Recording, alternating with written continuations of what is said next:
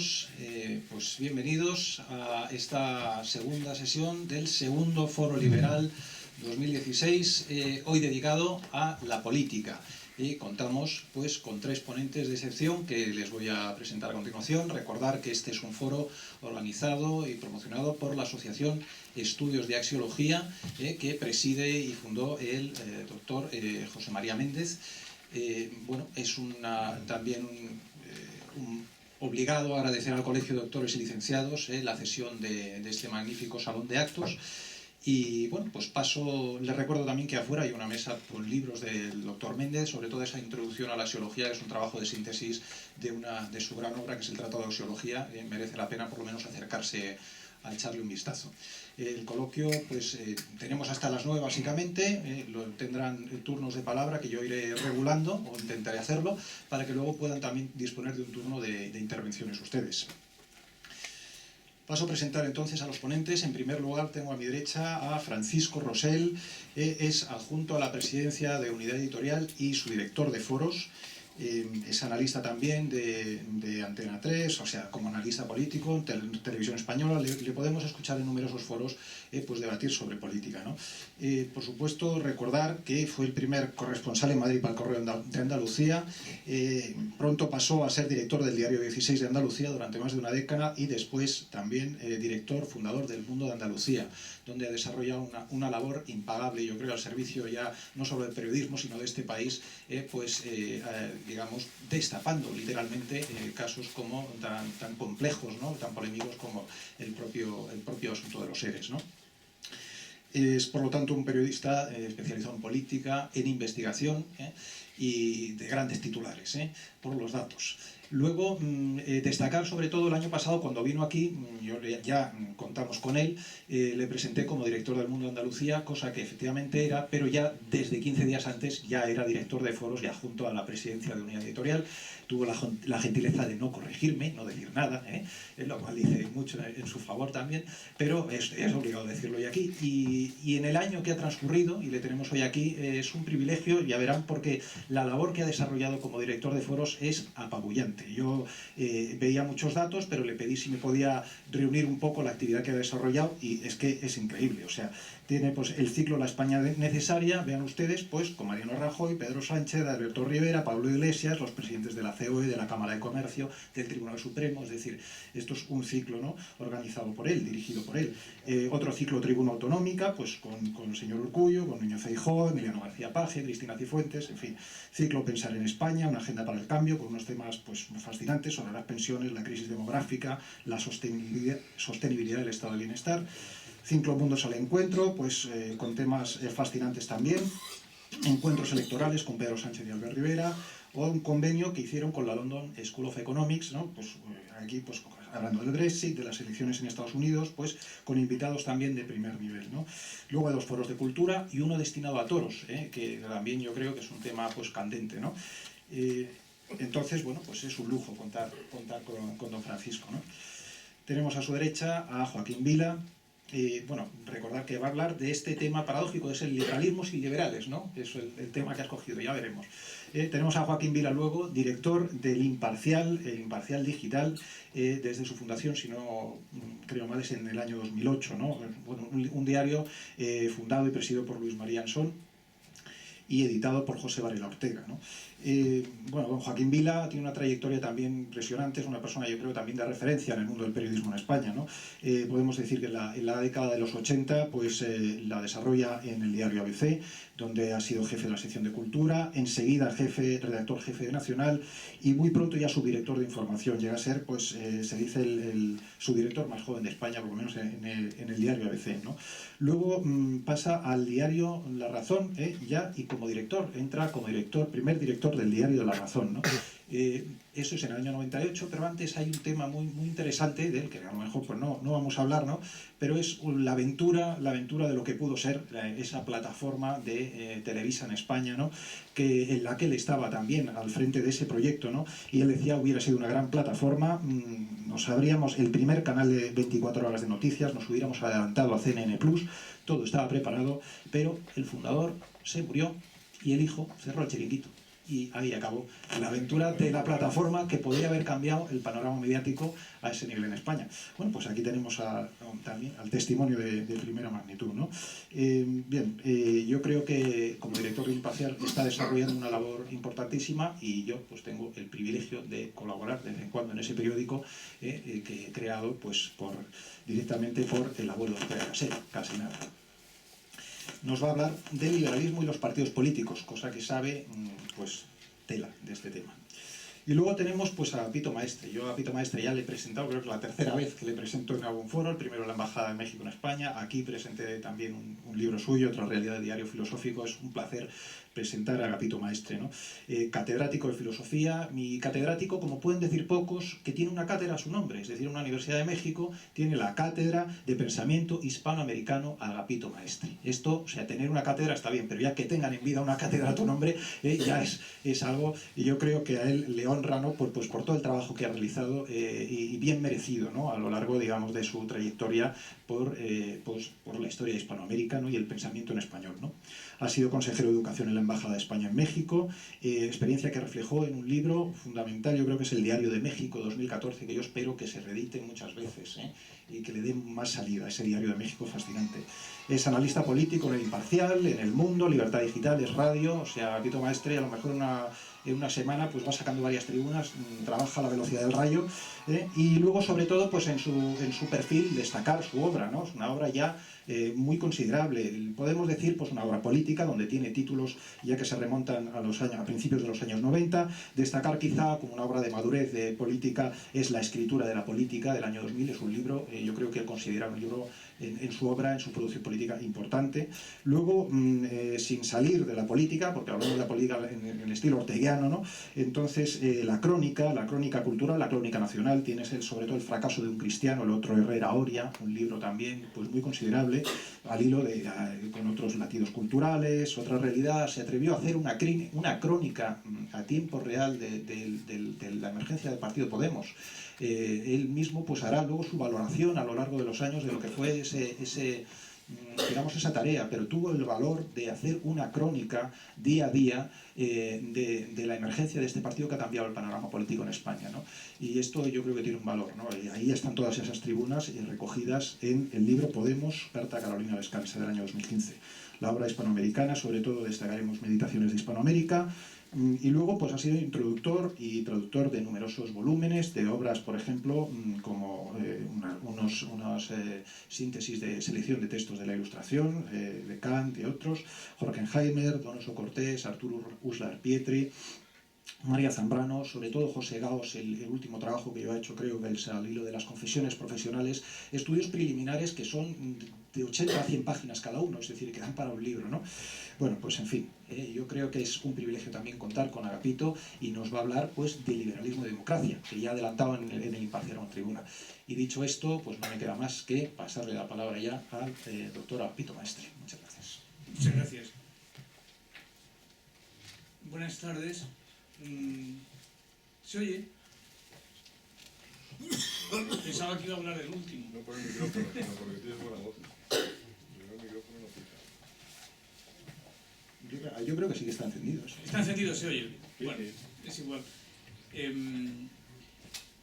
Quisiera empezar agradeciendo primero a la Asociación de Estudios de Axiología la invitación de esta tarde para hablar de la libertad, que diría don José María Méndez que no es un valor, sin duda. La libertad no es un valor. La libertad ni siquiera es un derecho. La libertad no es un problema. La libertad no es un concepto. La libertad es un destino. El que se quiera hacer cargo de ese destino podrá construir la democracia. El que no quiera hacerse cargo de ese destino, pues vivirá en la esclavitud. Esa es la tesis de la charla, que es muy sencilla. Muy sencilla porque voy a retomar, o voy a hacer una crítica. Yo soy filósofo, entonces no puedo hablar nada más que como filósofo. Quiero decir que no voy a hablar aquí, no voy a hacer un discurso de carácter sociológico, ni siquiera politológico, sino es un discurso de carácter filosófico Por otro lado, muy sencillo. Es decir, la ontología, nadie se asuste con el palabrejo, es una cosa muy sencilla. Es el estudio de lo que son las cosas, cuál es el ser de una cosa. Y la ontología es previo, pues, a la psicología, previo a la ética. La ontología es decir cuál es el ser de una cosa. Y el ser del hombre es la libertad. Por eso voy a hacer ontología aquí esta tarde.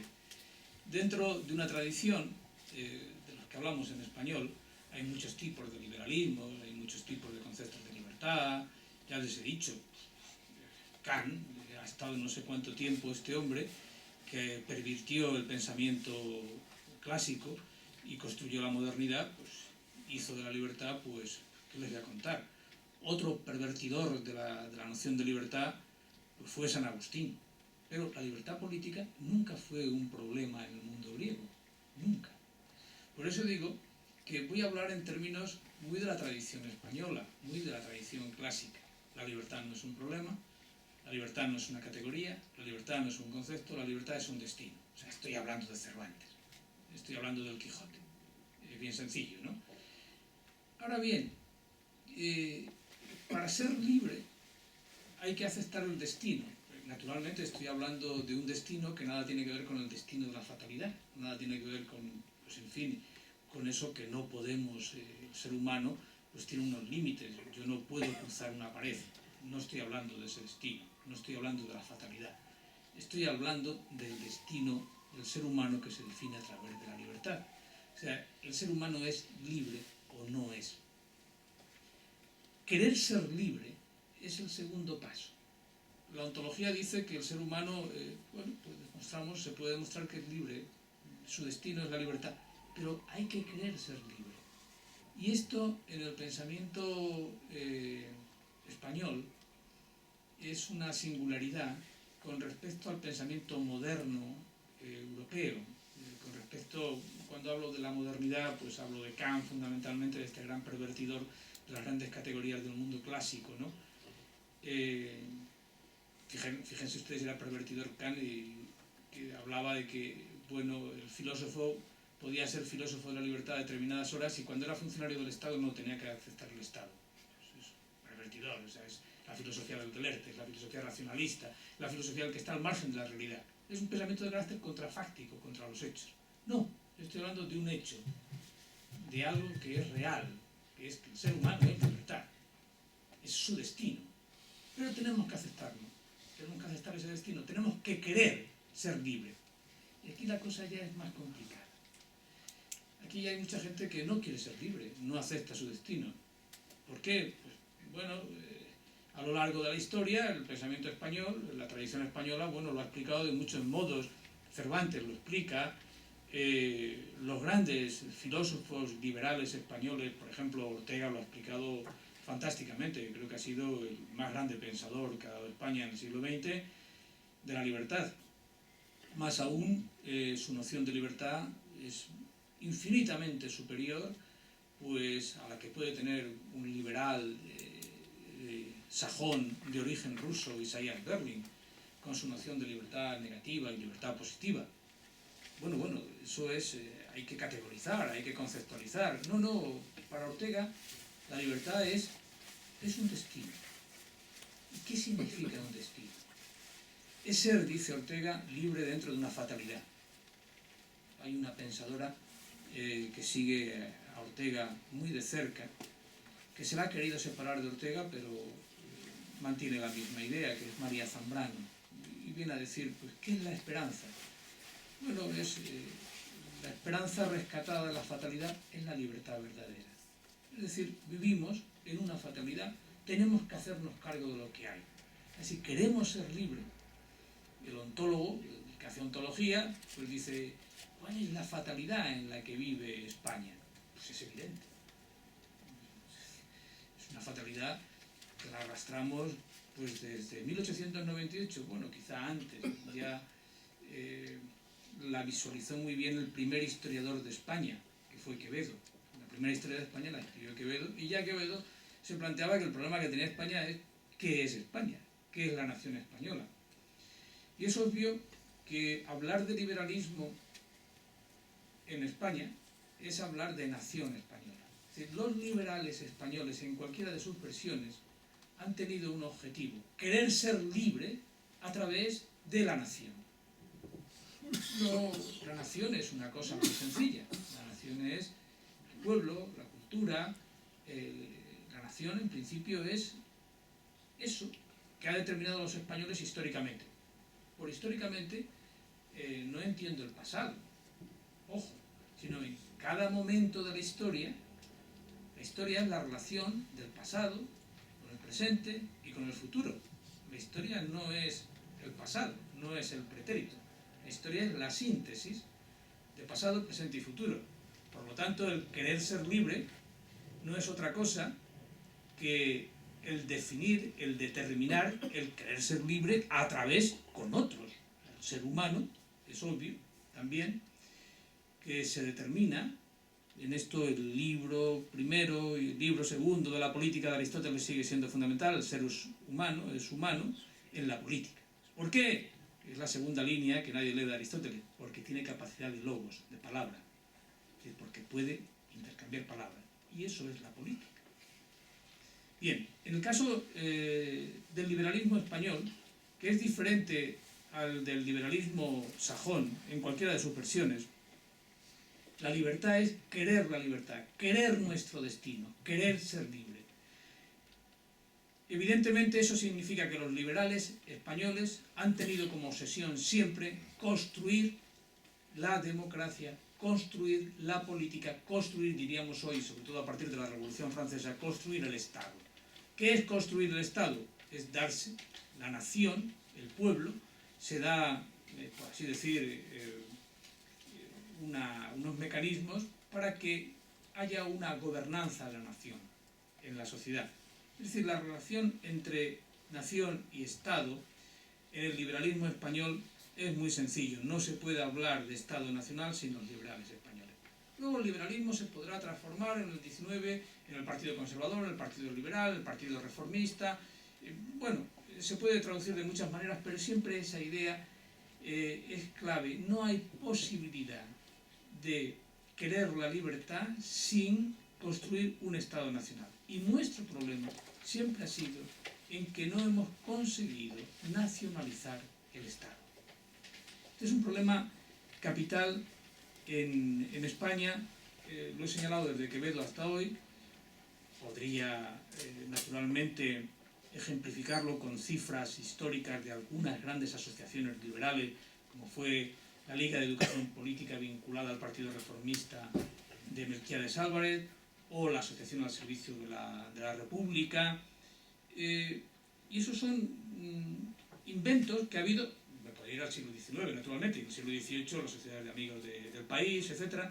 Pero todos los liberales, todos aquellos que han querido ser libres, han tenido que construir ellos la nación. De hecho, el concepto de nación española que tenemos sigue siendo lo que inventaron los liberales, no hay otro. Ahora bien, y esta es la objeción que se podría hacer al liberalismo español, ¿por qué ha fracasado el Estado-nación en España? O sea, el gran fracaso de la sociedad española, el gran fracaso contemporáneo, es el Estado nacional. Hoy una señora en el Parlamento decía: tenemos que ser todos responsables y buenos y felices, tenemos que trabajar y no sé cuántas cosas más. Tenemos que cumplir con nuestro oficio, que eso es el pensamiento liberal español. Tenemos que hacer nuestro oficio bien todos. Bueno, pero ella no lo hacía bien. Había allí un señor que no respetaba las normas, estaba con una bandera de la República, en un acto que es el acto institucional por excelencia de la política española, la apertura ni más ni menos que de las Cortes. O sea, allí donde todos los españoles actualizamos nuestra libertad. La actualizamos porque la ponemos en común con otros que nos representan. Bien, la democracia hoy pues ha salido bastante en términos no teóricos, sino en términos ni siquiera simbólicos, sino en términos prácticos. Pues lo que se ha visualizado allí pues es la crisis del Estado-Nación. Es evidente, ¿no? Es decir, allí no parece que haya habido un consenso para defender la nación por parte de todos los grupos políticos que estaban en la Cámara hoy. En todo caso, ese fracaso político no es nada comparado con nuestro fracaso intelectual. El fracaso intelectual de España, pues, naturalmente, el intelectual, el teórico, el que reflexiona, el escritor.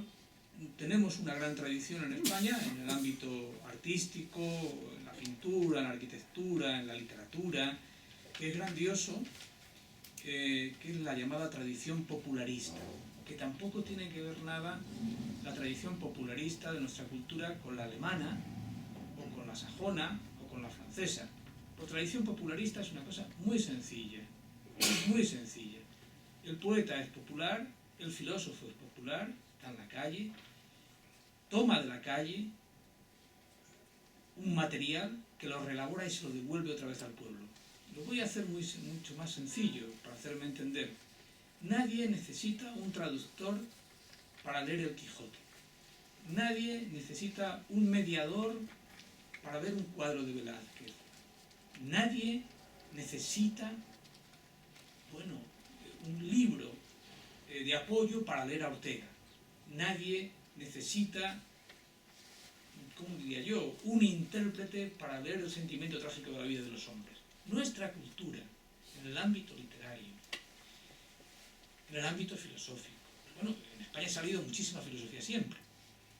Hasta que la maldita filosofía alemana, el idealismo alemán, nos inunda y nos pervierte a todos. Pero siempre ha salido mucha filosofía desde el siglo XVI. O sea que eso que dicen que aquí no hay filosofía, eso es falso, es mentira. Pero si ustedes comparan ahora, por ejemplo, el Quijote con una novela de Thomas Mann, pues un alemán, no hace falta saber alemán, necesitamos no sé cuántas cosas. Si ustedes quieren leer un libro, pues yo qué sé, un libro pues, de un escritor, de un buen escritor, filósofo francés, Jean-Paul Sartre, es imposible leerse la nada, es imposible. Quizás se salve el único hispanizado, que era Bergson, que le dieron el premio Nobel de filosofía por escribir bien. Pero bueno, pongo estos ejemplos, podría poner muchos. Nuestra cultura no necesita mediadores, no necesita intérpretes, es una cultura liberal. Va directamente, se inyecta directamente, no necesitamos que venga nadie a contarnos nada, no necesitamos una historia de la filosofía, una historia de la literatura. Lo voy a decir de otro modo. Nuestra crítica ya está incorporada en el propio arte. Y esto es algo singular, único de la cultura española. Claro, eso está al margen hoy del discurso oficial en cualquier academia, en cualquier universidad, en cualquier plato público. Esto que estoy diciendo yo aquí no es que sea políticamente incorrecto, es decir, es que no saben de lo que estoy hablando. Es decir, de la singularidad de la cultura hispánica, de la cultura liberal hispánica, esa singularidad no es solamente singular, es una cultura desde la cual podemos actualizar otras culturas. Eso significa que nuestra cultura es universal. Las otras pueden medirse por la nuestra. Por eso he empezado esta charla defendiendo que el concepto de libertad hispánico no es un valor, no es un derecho, es un destino. Que ustedes pueden cifrarlo en una frase del Quijote o en una frase de Quevedo, me da igual, pero es un destino. Ser español es ser libre y querer ser libre. Ahora bien, hay muchos españoles que no quieren ser libres. Y la pregunta es, ¿por qué no quieren ser libres? Es una pregunta dura. Respuestas. En la historia intelectual, en la historia del pensamiento español, hay muchas respuestas al no querer ser libre. Creo que sigue siendo la respuesta más acertada en el siglo XX, la respuesta de Ortega. La respuesta de Ortega, que es una respuesta, por otro lado, montada o fundamentada en el conocimiento de la historia de nuestro pensamiento y la historia de nuestra civilización, pues no se quiere ser libre, porque es mucho más cómodo caminar con la cabeza agachada, con la cabeza a lanar, y sobre todo porque se tiene envidia. Mejor dicho, no se tiene envidia. Los versos de Machado vendrían muy bien aquí. Caín mató a Abel por envidia de la virtud. Gloria a Caín, porque hoy el vicio es lo que se envidia más. Porque lo que se envidia, lo que se detesta, es al excelente. Lo que se detesta es aquello que define al ser humano, que es querer ser libre y exigirse a sí mismo más que a los demás. Bueno, pero hay mucha gente que eso es la teoría de la excelencia, que es una teoría clásica, no es una teoría moderna. Es la teoría que está en todo el pensamiento clásico, la teoría de la virtud, da igual, en cualquiera de las versiones de Platón o Aristóteles. Claro, el no querer ser libre, evidentemente, impide, naturalmente, construir, actualizar nuestra libertad con otros, que sería la democracia. Por tanto, una sociedad, no estoy hablando de teoría política, en teoría política es muy sencillo distinguir qué es el liberalismo y qué es la democracia. Pues el liberalismo es evidente que todo el mundo tiene, hay dos principios, el principio de la libertad y luego un principio que es el principio democrático. El principio democrático es un principio de derecho público, es decir, la democracia es, por así decir, una forma de gobierno, mientras que la libertad no, la libertad es algo mucho más serio, es un destino. Y el poder no solamente tiene que permitir que se desarrolle la libertad, sería el concepto de libertad negativa de ese liberal Isaiah Berlin, no solamente tiene ese poder, sino que además no hay posibilidad de construir ninguna idea de democracia sin el concepto de libertad. Esto es importante porque a lo que asistimos en España ahora es a un revival de algo que ya había sucedido en España en el 31, con la Segunda República. Seguramente ha sucedido varias veces, que es confundir la democracia con los adjetivos, con democracia orgánica, con democracia populista, con democracia no sé qué, y no con lo que es la democracia, que es la democracia liberal, la democracia parlamentaria. Esto es importante porque del mismo modo que tenemos que estudiar la libertad unida a lo que no es libertad, el no querer ser libre, tenemos que estudiar o tenemos que analizar el régimen democrático con aquello que no es el régimen democrático. ¿Qué no es el régimen democrático? Pues es un régimen totalitario. ¿Cómo definimos el régimen totalitario? Muy sencillo, aunque también aquí me van a permitir que haga otro paréntesis. Las tres grandes nociones, a mi juicio, que definen la democracia en el mundo antiguo y en el mundo contemporáneo, independientemente ahora de que haya una democracia de base que viene en el mundo clásico, en el mundo griego, y en el mundo moderno, la democracia es liberal, representativa, parlamentaria, pero hay tres nociones que son capitales para entender cualquier proceso político, y sobre todo cualquier proceso democrático. Uno es la noción de poder. ¿Quién tiene el poder? ¿Quién manda? Dos, ese poder, ¿cómo se puede regular a través de eso que el mundo moderno ha dicho que son la división de poderes, a través de algo, una institución que en el mundo clásico funcionaba, sobre todo en el mundo romano funcionó muy bien, que es el derecho. El ámbito jurídico es una institución que sirve para lo que sirve el derecho, porque todo el mundo cree que el derecho lo va a resolver todo. Hay una juridificación de la vida política, de la vida social, sobre todo en el siglo XX, pero vamos a suponer que el derecho es una institución y es un saber importante que puede controlar el poder. Y luego hay otra institución que en el mundo moderno, es una institución del mundo moderno que ha recogido la gran institución del mundo antiguo, que es la sabiduría. O sea que hay poder, saber, poder, derecho y saber. La separación radical, concluyendo ya. sí, porque acabo enseguida. La separación radical de poder, saber y derecho es fundamental para que funcione una democracia. Dicho de otro modo, el poder no se puede identificar con el mundo jurídico. Bueno, ustedes saben que con este esquema ya saben en qué país vivimos y qué grado de democracia tenemos.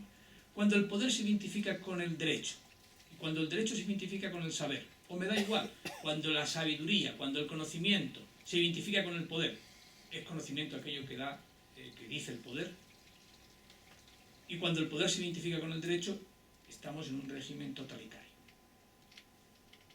Bien, para saber qué grado de democracia tenemos en España, tenemos que estudiar los grados de identificación del saber con el poder y con el derecho.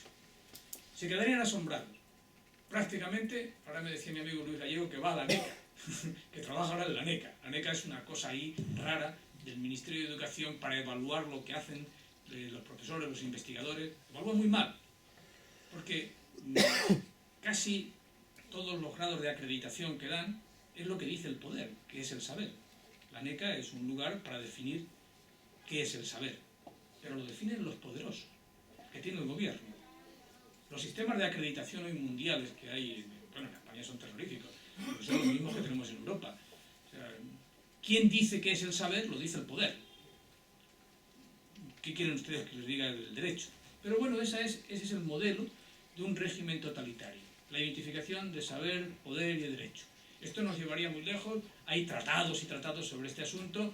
Los grandes filósofos de la política contemporáneos han tratado de esto con mucho detenimiento.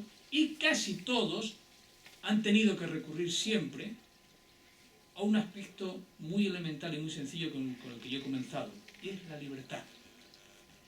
La libertad, para que funcione en una democracia, todos tienen que tener una cosa que los griegos llamaban autolimitación.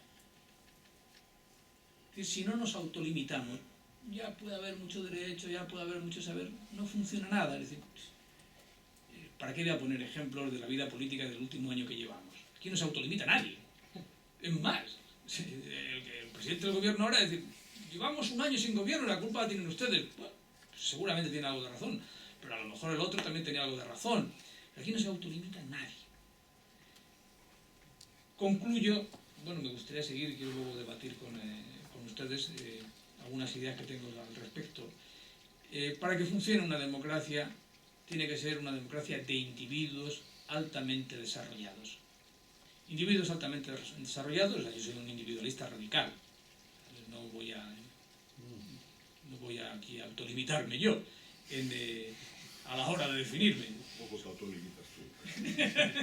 Bien, entonces creo que el fracaso del pensamiento, el fracaso de un régimen político viene determinado fundamentalmente por dos razones. Primero, porque mucha gente no queremos asumir nuestro destino, que es la libertad. En segundo lugar, porque esa libertad hay que actualizarla con otros, pero para actualizarla con otros necesitamos eso que los griegos llamaban la autolimitación.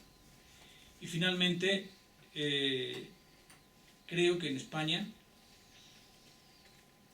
tenemos un problema siempre añadido con respecto a otras naciones, a otros países, y es precisamente que el soporte de la libertad y de la democracia está cuestionado. Desde, por lo menos yo diría, desde Fernando VII. Eso se llama el Estado Nacional. Este sigue siendo nuestro gran problema. Decía Ortega que, aunque parezca increíble, la grande y urgente tarea que hoy tienen los españoles inmediatamente ante sí consiste en la nacionalización del Estado español. Lo demás o es inane o supone la resolución previa de esta tarea. Por eso fuera preciso compaginar un enorme partido nacionalizador por encima de derechas e izquierdas que son garambainas impropias de la crítica altura en que se encuentra el sino europeo. Es una cita de Ortega con la cual termino. Muchas gracias.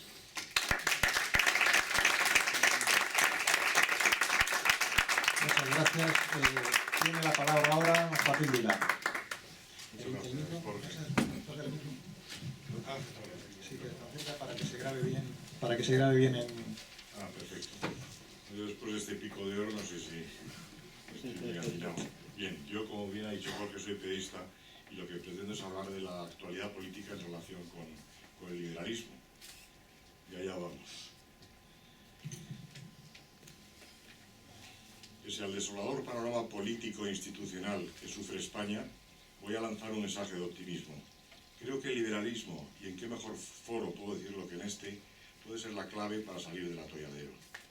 España, al igual que Europa y el resto de las democracias occidentales, atraviesa una profunda crisis política sin precedentes. Hasta hace poco, los socialdemócratas y los conservadores han gobernado en un clima de estabilidad institucional y de pronto, sin que nadie lo previera, esa estabilidad se ha roto en 1000 pedazos. ¿Pero por qué? ¿Por qué los alemanes, los griegos, los austriacos, los franceses, los holandeses o los españoles reniegan de sus partidos tradicionales? ¿Por qué los estadounidenses han votado a un chiflado peligroso?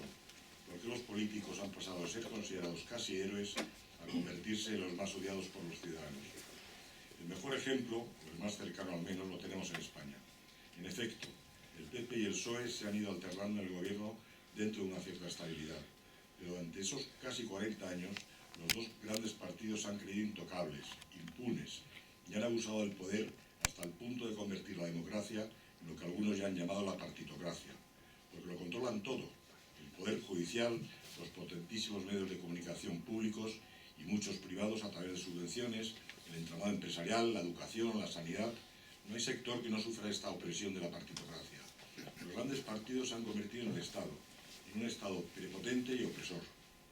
Y en ese caldo de cultivo ha surgido la crisis económica, que ha azotado a buena parte de la población y que han aprovechado los extremistas para colarse como si fueran los salvadores.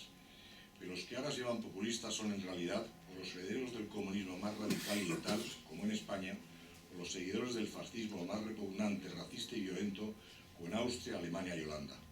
Y como ya sabemos por la historia, los comunistas y los fascistas usan y abusan de las libertades democráticas para destruirlas. Mienten y manipulan, ahora a través de Internet y las redes sociales, que dominan como nadie. Pero logran su objetivo, que es convencer a millones de ciudadanos. El problema reside, pues, en que los partidos tradicionales han dejado el campo libre a los manipuladores comunistas o fascistas por su torpeza y prepotencia. Y millones de ciudadanos han buscado una alternativa a esos partidos que han abusado del poder y que les han dado la espalda. Es lo que ya se ha llamado la rebelión de los encantados, con la política tradicional, hartos de sufrir las consecuencias de las crisis económicas mientras contemplaban cómo los dirigentes de esos grandes partidos eran incapaces de solucionar sus graves problemas, mientras muchos de ellos se enriquecían con la corrupción. Y ese malestar lo han aprovechado con astucia los extremistas para hacerse fuertes, para ocupar escaños y rebañar poder en los parlamentos de medio mundo. Sin duda ya se han convertido en la gran amenaza de las democracias occidentales. Y por eso ahora España se encuentra ante el abismo. Los dos grandes partidos han perdido millones de votantes, el famoso bipartidismo se ha desmoronado. Y como ya te dice todo el mundo, ha llegado la hora de pactar.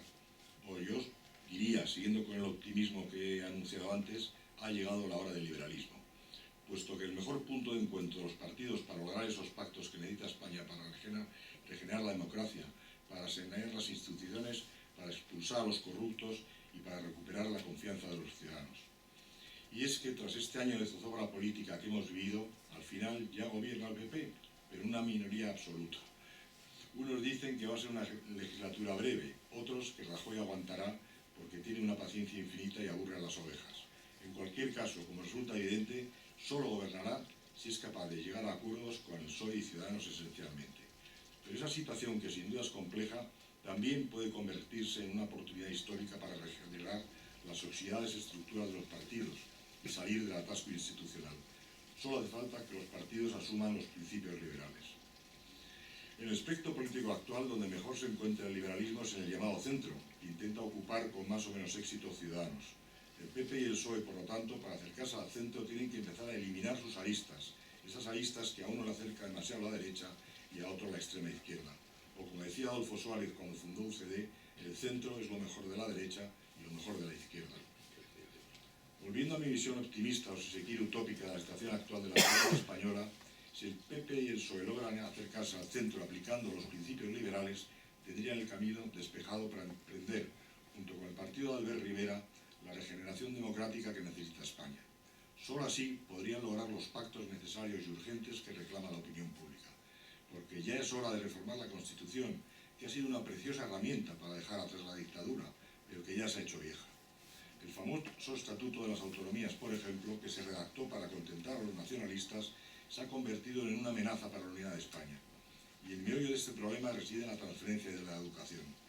Los independentistas han aprovechado la dejadez de los distintos gobiernos para adoctrinar a los estudiantes, para lavarles el cerebro con la consigna de que España es el país opresor, idea que puede leerse en muchos de los libros de texto que estudian los alumnos de las regiones más nacionalistas.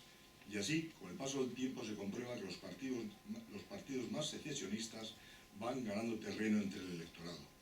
El nacionalismo, sin duda, resulta una lacra para la democracia, además de ser una suerte de ideología retrógrada, insolidaria y hasta ridícula.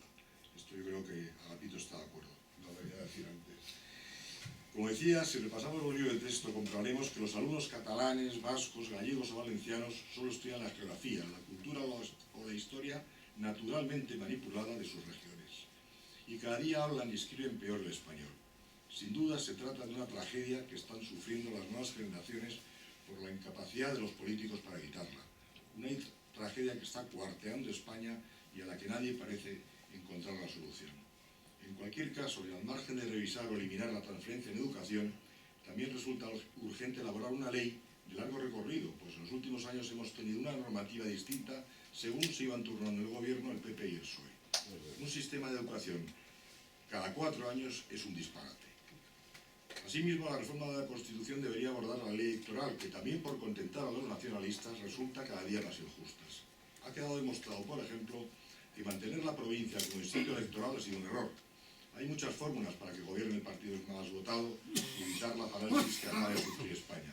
La segunda vuelta francesa, o primar al partido ganador con escaños, son algunas alternativas. En Estados Unidos, como saben, el candidato que obtiene más votos de un estado, aunque solo sea una papeleta, se los lleva a todos. Hillary Clinton, por ejemplo, logró más de 100.000 votos más que Donald Trump, pero este ganó en más estados, o por lo menos los votos que obtuvo en los estados fueron superiores a los que obtuvo en los otros estados Hillary Clinton. Tampoco es una panacea, pero todos los americanos aceptan el sistema electoral y nadie discute la victoria de Donald Trump, aunque haya indignado a muchos americanos que se manifiestan cada día. Pero no se manifiestan contra el sistema electoral, sino contra el presidente que les ha tocado en suerte. En España, como decía, se prima a los nacionalistas por mantener la provincia como distrito electoral, lo que han aprovechado una vez más los independentistas, sobre todo la antigua Convergencia de Cataluña y el PNV, para chantajear al gobierno de turno.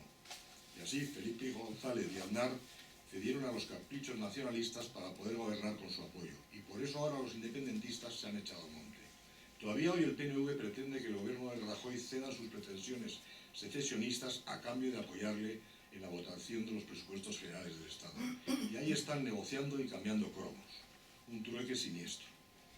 La política económica sin duda también requiere un pacto de los partidos. La crisis ha azotado a España como al resto del mundo. Pero mientras el gobierno de Zapatero fracasó estrepitosamente, agudizando la crisis y provocando la destrucción de millones de puestos de trabajo, el de Rajoy ha logrado un crecimiento de la economía y la creación de millones de empleos. Las medidas del PP, por lo tanto, han sido acertadas en este terreno. Pero hay un punto que quiero destacar. La austeridad que ha aplicado, en parte por la imposición de la Unión Europea, era necesaria, pero también ha sido injusta, además de impopular, claro. Al gobierno de Rajoy le ha faltado precisamente el liberalismo a la hora de aplicar la austeridad. Sin duda hay que reducir el gasto para evitar que se dispare la deuda, para que aumente la producción y la creación de empleo. Pero le ha faltado un detalle fundamental: aplicar la dichosa austeridad al gasto público. Para hablar claro, recortar el despilfarro escandaloso de la clase política, eliminar la voracidad de las distintas administraciones, el coste del gobierno central, de los gobiernos autonómicos, de los municipios y de las diputaciones se dispara sin control. Los políticos no pueden pedir a los ciudadanos que se sacrifiquen mientras estos contemplan cómo ellos se gastan millones en